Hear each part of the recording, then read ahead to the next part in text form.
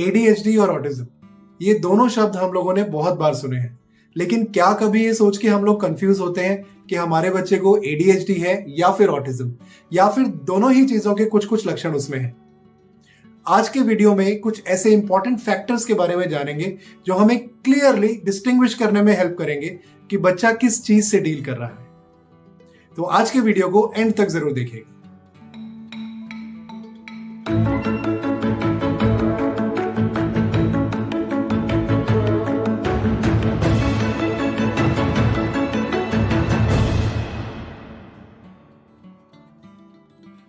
Hi, welcome back to सयम। मैं हूं राखी वर्मा और मैं हूं Bhushan and we are autism parents and founders of learning to life. Attention deficit hyperactivity disorder, जैसे कि नाम सजेस्ट करता है, ऐसे इंडिविजुअल्स को अटेंशन पे करने में यानी कि फोकस और कंसंट्रेशन में बहुत परेशानी होती है। नॉर्मली ऐसे इंडिविजुअल्स हाइपर एक्टिव होते हैं और इम्पल्सिव होते हैं, यानी कि वो एक्शंस पहले लेते हैं, सोचते बाद में हैं। पेशेंस की बहुत कमी होती है ऐसे इंडिविजुअल्स में और इस कैटेगरी के लोगों को अक्सर ADHD कहा जाता है।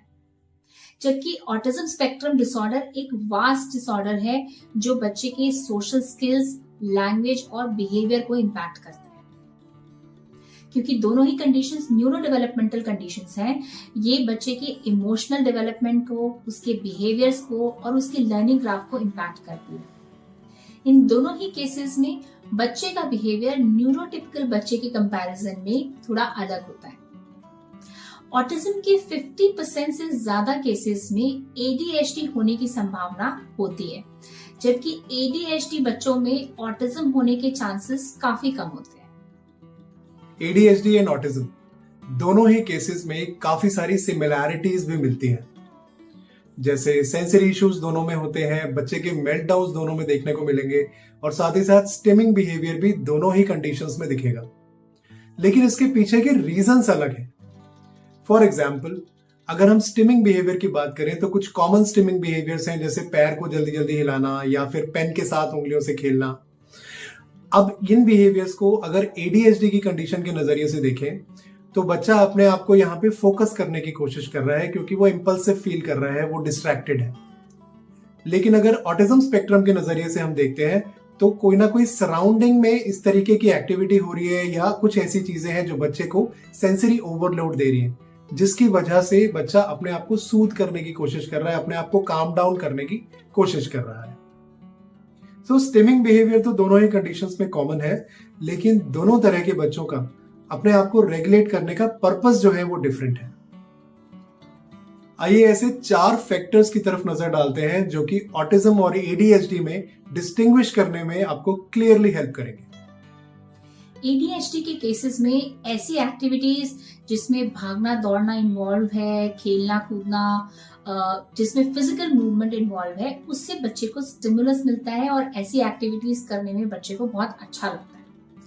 उनके लिए एक जगह पर बैठना और बैठ के फोकस करना और कुछ लिखना या पढ़ना वो काफी डिफिकल्ट होता है। इनफैक्ट इस चीजों से बच्चे को स्टिमुलस नहीं मिलता है और अपने आप को एक जगह पर बैठकर फोकस करना ADHD के बच्चों के लिए बहुत मुश्किल होता है। जबकि ऑटिज्म एक वाइड स्पेक्ट्रम है जिसमें दोनों ही तरह के एक्सट्रीम केसेस और उसकी वेरिएशंस, हर तरह की वेरिएशंस आपको देखने को मिल सकती है। एक तरफ एक्सट्रीम में ऑटिज्म में बच्चे या तो हाइपर एक्टिविटी की तरफ ही होंगे या आप भागते दौड़ते ही नजर आएंगे, वो भी बैठना उनके लिए और फोकस करना मुश्किल होगा।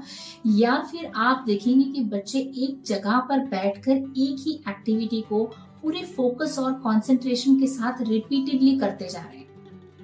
इसमें हो सकता है कि बच्चे लगातार पेपर पे कुछ भी लिखते जा रहे हैं, स्क्रिबलिंग करते जा रहे हैं, या अगर थोड़े बड़े बच्चे हैं तो लगातार मैथ्स की प्रॉब्लम सॉल्व करते जा रहे हैं, लगातार एक ही एक्टिविटी को रिपीटेडली करते जा रहे हैं। ये बच्चे इन एक्टिविटीज में इतने ज्यादा इनग्रॉस हो जाते हैं कि आसपास के एनवायरनमेंट के बारे में उन्हें कुछ ज्यादा पता ही नहीं चलता है।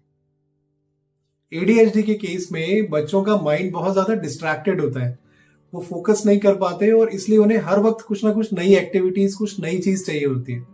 उन्हें रूटीन में रहना और रूटीन में बंद कर काम करना बिल्कुल पसंद नहीं होता। इसके ऑपोजिट अगर हम ऑटिज्म की बात करें तो वहां पर बच्चों को फिक्सेशन होता है पर्टिकुलर एक्टिविटीज के साथ, रूटीन्स के साथ। इनफैक्ट अगर रूटीन से हटकर कोई काम करवाया जाए बच्चों को तो उनको डिस्कम्फर्ट महसूस होता है। ऑटिज्म के केस में सोशल क्यूज को समझना बहुत ही मुश्किल होता है, यानी लोगों की फेशियल एक्सप्रेशंस, उनकी बॉडी लैंग्वेज को इंटरप्रेट करना एक बहुत बड़ा चैलेंज होता है। ऑटिज्म के केस में बच्चे अक्सर समझ ही नहीं पाते हैं वो कॉमन लैंग्वेजेस, जैसे कि लोग अगर फ्रेजेस, मेटाफर्स यूज करते हैं या फिर सरकाजम यूज करते हैं तो बच्चे समझ नहीं पाते, उन्हें डायरेक्ट कम्युनिकेशन की जरूरत होती है। इसीलिए सोशल एप्रोप्रिएट बिहेवियर करना ऑटिज्म के केस में एक बहुत बड़ा चैलेंज होता है। जबकि एडीएचडी के बच्चे सोशल क्यूज को तो समझ जाते हैं, लेकिन क्योंकि वो बहुत इम्पल्सिव होते हैं, डिस्ट्रैक्टेड होते हैं, इसीलिए वो सोशली एप्रोप्रिएटली बिहेव नहीं कर पाते हैं। इसी बात को एक एग्जाम्पल से समझते हैं। फॉर एग्जाम्पल, एक बोर्ड गेम खेल रहे हैं, उसमें आपको टर्न टेकिंग के लिए वेट करना है और उसके बाद आपकी टर्न आएगी। एडीएचडी के केस में बच्चे की टर्न आ गई है, लेकिन क्योंकि वो डिस्ट्रैक्टेड है, उसका फोकस और अटेंशन कहीं और चला जाएगा इतनी ही देर में, तो उसे ये ध्यान ही नहीं रहेगा कि उसका टर्न है। जबकि ऑटिज्म के केस में ये समझना कि उसको वेट करना है और अपने टर्न पर ही खेलना है, ये ही बहुत मुश्किल होता है। तो दोनों केसेस में सोशल बिहेवियर बच्चे का इम्पैक्टेड है, लेकिन उसके पीछे की वजह अलग है। ऑटिज्म के केस में language development and speech is a big challenge. बच्चों को लैंग्वेज को समझना और फिर समझ के बोलना एक बहुत बड़ा चैलेंज की तरह महसूस होता है। लेकिन एडीएचडी के केस में स्पीच और लैंग्वेज डेवलपमेंट इतना बड़ा चैलेंज नहीं है। थोड़े एफर्ट्स के साथ बच्चा लैंग्वेज को समझ सकता है और बहुत अच्छे तरीके से बात भी कर सकता है। एडीएचडी हो या ऑटिज्म, दोनों ही न्यूरो डेवलपमेंटल डिसऑर्डर्स हैं। तो अगर आपको बच्चे का बिहेवियर थोड़ा सा भी एटिपिकल लगे तो वेट मत कीजिए, बिल्कुल भी वेट मत कीजिए कि चीजें अपने आप ठीक हो जाएंगी। थोड़ा सा भी अगर आपको डाउट होता है, please go to your child developmental paediatrician और अपने बच्चे का इवैल्यूएशन कराइए। उसकी थेरेपीज जल्द से जल्द स्टार्ट करवाइए, क्योंकि एक एक दिन इस केस में क्रूशल है।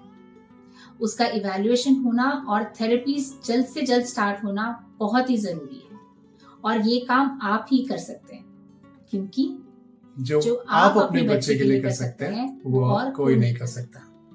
अगर आप बच्चे की मल्टीपल थेरेपीज को घर पर ही कैसे प्लान कर सकते हैं और इफेक्टिवली करवा सकते हैं, ये जानना चाहते हैं तो आप इस वीडियो पे क्लिक कीजिए।